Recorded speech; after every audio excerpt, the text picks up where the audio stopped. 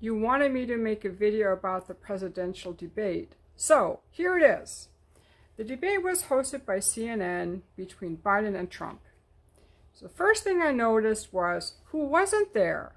It was only Democrats and Republicans. Wait, I thought this was a democracy. Where was Jill Stein? Where was Robert Kennedy? Where was the Libertarian Party? Don't we have other parties?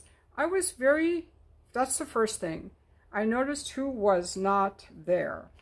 By the way, Elon Musk hosted Kennedy during the debate next to these two. So they played the CNN doing Biden and Trump, and then after they answered, they paused it and let Kennedy answer. CNN threatened to sue Elon Musk because they have like some kind of ownership of the debates. By the way, did you know that BlackRock, Blackstreet, and State Street, Vanguard, okay, own CNN and they own Pfizer. And CNN was the #1 proponent of scaring us during COVID because they own Pfizer also. But just notice who was not there. If you want to watch the debate, including Kennedy, that's at therealdebate.com. Again, therealdebate.com, which is on Rumble. Also, you can see it on Twitter. Number 2 is that the debate that I saw on CNN, which is where I watched it, was mainly entertainment and sparring, not a place that presented ideas or inspired me. It was just entertainment. What are Goofy and Ducky gonna do? And I chuckled quite a bit. I found it quite entertaining. You're bad. No, you're bad. What's your handicap? No, you're bad. And, you know, it was a bunch of little boys having a tissy fit fun moment. The third thing that I noticed is that nothing significant came of it. It was just a bunch of sparring, no ideas presented or nothing. And that brings me to Biden making a comment that he will make billionaires pay more taxes. Wait a second, you're president now. So you're going to do something if you're reelected that you didn't do now? Okay, which brings me to no fact-checking. There are lies. I don't know what all the lies are, but for sure, Biden and Kennedy already came out and said that Biden lied, saying that he was endorsed by the Border Patrol. Trump lied too. He said he had nothing, he wouldn't have let Russia invade Ukraine. But we know that Biden and Trump both sent military into NATO for years, which crossed Russia's red line. So they were both lying. There was no fact-checking. Like, it wasn't a real debate. Number 4 is Biden a couple times did this thing where he pushed something in his ear. I'm like, does he have like a microphone in his ear that they're telling him what to say? Because we know he has dementia. I have a friend in medical school who said he has dementia. I feel bad for him. We know he has dementia, and I actually thought that Biden did extremely well because I expected him to trip on the stage, forget he was going to say, turn around, forget where he was. We've seen him. So I was very impressed with Biden, and I disagree with all these media pundits who are giving him a hard time. I thought Biden exceeded my expectations in terms of being able to string coherent sentences together, not fall down on the stage, stay up past 9:30 p.m., answer questions. But one of my friends suggested that they had tried for a while now to see what cocktail of drugs they could give him to keep him alert and focused. But I also think they had a microphone in his ear, because when he started out talking, he looked like this, like he was repeating what someone was telling him or reading off a teleprompter. But I don't think there was a teleprompter. So I wonder if he had something, because twice he did it. Once was 40 minutes, 10 p.m. Eastern time. So I think that was 40 minutes into the debate. I caught it. where he pushed in his ear, and then he did it again later. And then also at the end of the debate, he referenced something that Trump had said an hour earlier, which for a man with dementia would be unusual. I think someone talked in his ear and said, remember to bring up this point. I just wonder about that. Okay. The other point I wanted to make was they didn't have to answer the question. Somehow they were given a lot of leeway. They were asked a question, and then they could answer to talk about whatever they wanted. And that's what they did. They changed the subject. They didn't answer the questions. So their inability to answer the questions and to even answer, because the questions were not to, were to answer to us, the things that we might want to know. But they didn't answer to us, and they never do. If you've ever been to heard one of the White House press secretaries at their daily briefing, it's all a bunch of mumbo jumbo. They never answer for anything. And that's what I noticed there when they were asked a question, and Kennedy did this as well, but John Stossel called him out. He said, and let it be noted that none of the three candidates answered the question. But the CNN people didn't call it out. So they were asked a question, and then they would revert either to talking points or rants, the two guys. Kennedy, on the other hand, and I only watched a few minutes of his answers, he often would say, yeah, Trump is right on this, or they were both, you know, had something to do with this. He just didn't seem like he was doing those personal attacks. So number 7, I already mentioned, no fact checking. But coming back to who wasn't there, you know, we have choices of like dozens of cereals. I can go to the store right now and I can choose among 20 loaves of bread. I can go to Home Depot and choose among like 100 types of flowers or shrubs. But when it comes to a president, I'm only given 2 very similar options. And that seems very controlling. But I'm going to get to that in a moment. I just want to say that one of my friends I was talking with was saying that Biden is a figurehead or puppet who's controlled behind the scenes because he has dementia. So he's obviously not making decisions. Someone is making the decisions, and he's just a figurehead. So I feel like it's all been exposed already that the president is just a figurehead. Because, see, the DNC, and I was talking with my friend earlier, I'm like, why did the DNC pick Biden? Is that out of, you know, our country has so many great people, so many wonderful men and women. Why did they pick Biden as their elected, as the person they want to put forward? And she said they don't want a leader, they want a puppet. And with Biden in the White House, they can do whatever they want. So that's an interesting idea she had. I just want to comment on the question about the border and inflation. Those are the only parts of Kennedy's speech answers I watched today. And on the question of inflation, they kicked it back like, you ran up the debt more. No, you ran up the debt more. And no one got to the real issue, which Kennedy answered is, we have inflation because of printing money and forever wars. And that's exactly right. On the question of the border, they were all, Biden and Trump were kicking it back and forth about blaming this and blaming that. But Kennedy, and I've been to 2 Kennedy fundraisers, by the way, okay? I splurged. I met him in person. I have pictures of both times. And at the second fundraiser, which was held at a private home in San Diego, he did talk about the owner of the house, actually. He's friends with the owners. Like he knows people all over. The owner of the house had gone with Kennedy, and they had gone down to the border together for several days down to Yuma. So in the answer yesterday, so that's why I believe Kennedy was at the border. He did talk about how he went down to Yuma, and he got up between 2 and 4 a.m. Kennedy was at the crossing in Yuma, and there are 300 people came through between 2 and 4 a.m. And he interviewed half of them, okay? He says half. I don't know if I have my numbers right, but he ended up, he said, 110 of the people came from West Africa. Another 110 came from Asia, Azerbaijan, China, Nepal, and only 2 were actually asylum seekers. They came from Colombia and Peru.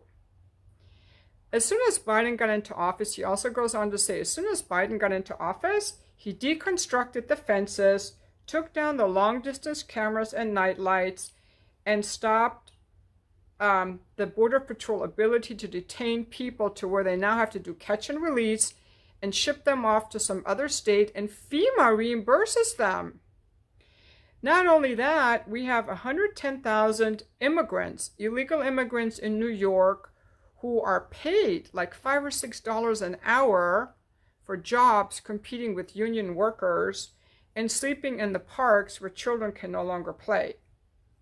So we have 7 million people that have come in and 2 million gotaways. I don't know what time frame that was, but I felt like he actually knew a little more about it and was giving some more straight answers than I got from Biden and Trump.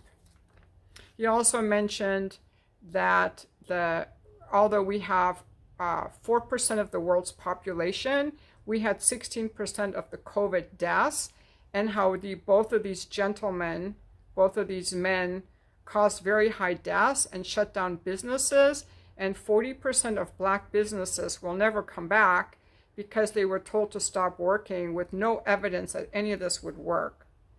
So I thought he made really good points, but I'm probably not going to watch the rest of the interview.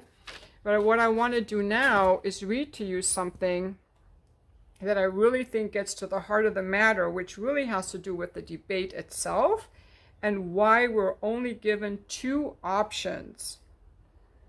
So there is a lady I follow on Twitter, and her name is Caitlin Johnstone. So I'm going to read to you now what she tweeted about this. You might want to check her out, Caitlin Johnstone.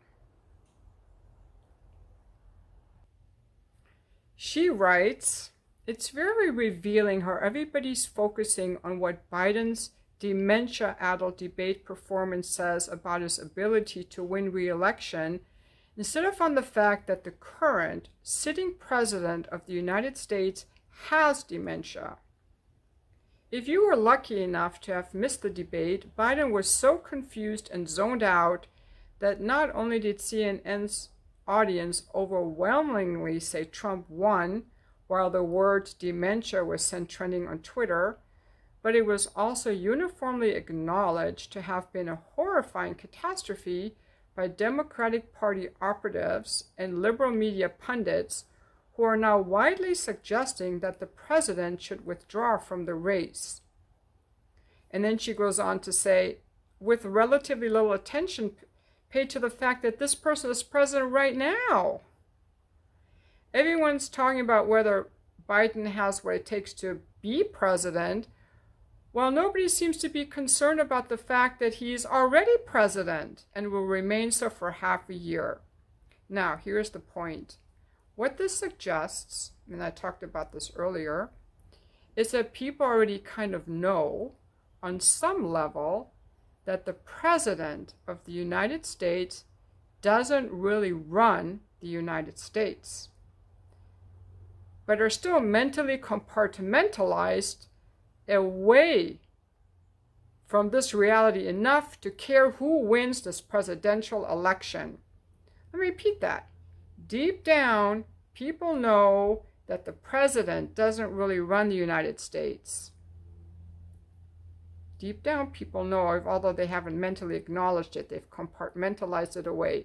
If people really believed the president runs the country, they'd be freaking out that Biden, in his demented haze, might order an attack on the Soviet Union or nuke Libya to kill Muammar Gaddafi or something. They're not worried this will happen because they know their government is actually being run by unelected empire managers from behind the scenes, and that Biden is just the official face on the operation.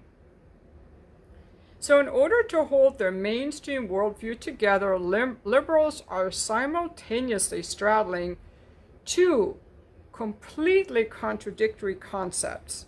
Either it doesn't matter who the president is because the end country is actually run by unelected empire managers, or Biden's debate performance was very concerning because it means Trump will become president. If they let go of the idea that it doesn't matter who the president is, then they're no longer in the mainstream worldview where their country works, how they were taught in school. And if they let go of the idea that Biden's debate performance was concerning, they're no longer in the mainstream worldview where presidential elections are super duper important and all their country's problems are the result of Americans voting incorrectly. So they straddle them both and try not to think too hard about the obvious contradictions between them in order to avoid the crushing cognitive dissonance they'd experience if they looked at them too closely. In reality, the U.S. empire has marched along in all its usual depravity, despite its official leader having Swiss cheese for a brain this entire time. They got their genocide in Gaza and their world-threatening proxy war against Russia, as well as China policy that is vastly more hawkish than that of Biden's predecessors. The imperial murder machine hasn't skipped a beat in its non-stop campaign of steadily increasing global tyranny. And this has happened because U.S. presidential elections are fake and the results don't matter. It wouldn't matter if Americans elected a Labrador Retriever or a bottle of Tabasco sauce. The empire would roll forward without the slightest interruption. The wars would continue. The economic injustice would continue. The surging authoritarianism would continue. The oligarchy and corruption would continue. The ecocidal capitalism would continue. The imperialist extraction would continue. U.S. elections are just a diversion to keep Americans from pushing for real change in ways that would pose a meaningful challenge to power. They're a diversion, you guys. These debates are a diversion. And Americans already kind of know this. The sooner they stop compartmentalizing away from this fact that they're already dimly aware of and face reality, the sooner they can start bringing health to both their nation and the world. I'm cat sitting for a few days, so if you saw a cat walk by, that's not my cat.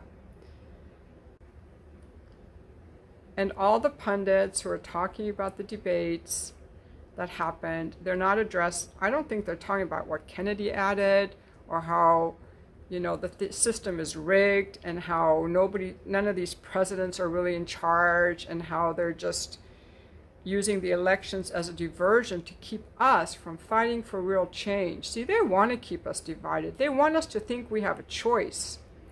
But the choice is only between them. You cannot choose anyone else. If you're a Green Party or Libertarian Party, you can't get in. And the last president who tried to have world peace was assassinated, we now know, by the CIA. John F. Kennedy Jr. assassinated for wanting peace because there is no money in peace, they think. The U.S. empire, the U.S. regime sees no money in peace, and they don't care about we the people. We're just little stupid pawns to be exploited. Okay? So that's what I want to say here, and that's what I think about the election. And anyone commenting who thinks Biden is, going to save the world, or Trump's so awesome because you fell in love with the personality, I'm looking for intelligent comments, okay? I'm not saying that, Trump is cute, but Biden is cute, but when it comes to being president, we have Goofy and Daffy Duck. So anyone, if I read any comments that are like, Trump, go, he's going to save the world, Biden's going to save the world, I'm just going to hide you from the channel, because if you're that stupid to think that they actually are going to change anything, I don't want you on my channel. You can just go away. Okay? We need more intelligent people. We need to just not even listen to these people who are part of the problem. These asleep people are part of the problem. They look to CNN and they think that's a debate. That was a good debate. Even these talking heads, Trump got one up, Biden got one up, who golfs better, who made a better impression, who could keep their train of thought without getting to the real issues that I'm discussing in this video. And we need more people who are not beholden. A lot of people can't speak out. There are people that have quit the State Department over the war in Gaza because they could afford to quit their jobs. A lot of people can't afford to quit their jobs. They have to, you know, their economic security requires that they stay the cog in the machine, the ever-ending war propaganda, empire-building machine. But those of us who are awake and not economically reliant on being part of the problem can speak up. So, you know, yeah, Trump has a very folksy way of talking to the simple man. Trump appeals to the uneducated, I'm sorry, working class person because he's folksy and chummy and they're not educated enough to see that it's all bluster. And Biden appeals to the people who have always voted Democrat and who like this simple old guy, you know, he's relatable to certain people. Again, either lifelong Democrats, we've always voted Democrats, so we believe in Democrats. Basically people who are still asleep or who don't really watch the news, you know. So, time to wake up. This channel is straight talk. I don't want to hear from anyone saying Trump or Biden are going to save the world because they had their chance. Trump had a chance, Biden had a chance. And I've heard one of my friends who's really into Kennedy, she said that Kennedy would make a lot of changes by just signing things into law, and you can. You know, they have all these excuses about why they can't do stuff. But I think they want to keep us divided and keep us, you know, asleep, voting for one of these two, Daffy Duck or Donald Duck, Duffy and Gaffy. So we don't really challenge the status quo. And as long as we think that we have power, we'll be silent. As long as we think we have a choice, we'll be content. We'll blame ourselves, we'll look the other way, we'll fight amongst each other about who's right, Republican versus Democrat, and we won't do what we really need to do. Who we really need to be angry at, who we really need to look to, is the people behind the facade, the people in Washington, and we need a peaceful protest, a peaceful march. On the Capitol, we need to peacefully march and protest around the Capitol. If someone comes and arrests me for saying we should peacefully march, you definitely know we're in a totalitarian state, because I'm almost afraid to say we should peacefully march. That's in our Constitution. And the media, which the Founding Fathers put the media we're supposed to check on corrupt power, is not doing its job. And even now some of the judges are corrupt. So that's what I think about the debate. It was a bunch of fog and mirrors to confuse you and let you think there's a debate, that you have choice, that you have options, that things can get better, to confuse and obfuscate. They're confusing and obfuscating. Wake up! Wake up. We need to wake up. And that's my analysis of the bullshit debate. Now, on Twitter, I'm glad that they had Robert F. Kennedy on there. But why didn't they have Jill Stein on there? Elon Musk, you should have had more on there. I wanted to see Kennedy, Jill Stein. I don't even know who else is an option. I want to hear ideas. That's what we need. We need other candidates to come in so we have ideas. It's not just 3 people. They give us Kennedy as a third option. Jill Stein of the Green Party, she's the only one talking about no wars. There's a Libertarian Party. I think there's a white nationalist party. There could be a black party. I don't even know all the parties. That's the problem. I want to hear from everyone. That's a debate. And I want them to answer the fucking questions. I want okay, this is what I want. A panel having a real debate. I want the candidates to have to ask the question. Better, they should know, they probably know the questions in advance. They should write out their answers. Okay, and only they have, if they're not answering the question, they should be cut off. And there should be a fact checker. So if they lie, they're cut off and exposed for lying. That's what I want to see. Some accountability. Instead of this obfuscating side of dance, you asked me about inflation, but whoa, here's what I want to say. He did this and he did that, and I'm going to lower taxes. Well, you didn't, fool. You had your chance. And they all do tax cuts for the rich. And they all give money to wars. Kennedy was saying in his speech that for every dollar that we don't spend, for every dollar spent on childcare, we create 22 jobs or something like that. But they make us think that the only way to get rich is to make wars. That benefits Lockheed Martin, and that's bad karma. That's sinful. It says in the Bible, do not murder. I do not believe in the Bible, but I don't believe in killing people, just going around killing people because the U.S. wants to weaken Russia. That's why they've been putting, Kennedy got that one right about Ukraine. Bush and Biden have both been putting weapons into the Ukraine for many years. Trump sent Pompeo in there. He's put a lot of money into weapons in Ukraine. Biden did too. They all did it. And Russia made a deal with Zelensky. Russia went in with 40,000 troops because they didn't want to take over Europe with 40,000 troops. Are you kidding me? And right away, Zelensky tried to make a peace deal, and Biden sent Boris Johnson over into Turkey to nix the deal because he wants to fight Russia. That's what they want to do. They want to weaken Russia and make it part of the U.S. empire. So we need to wake up. And all these people that are just asleep, Trump and Biden are asleep. You guys are going to contribute to the decline of the empire if you don't wake up. The only thing we can do is organize some peaceful marches and vote for someone other than Trump or Biden.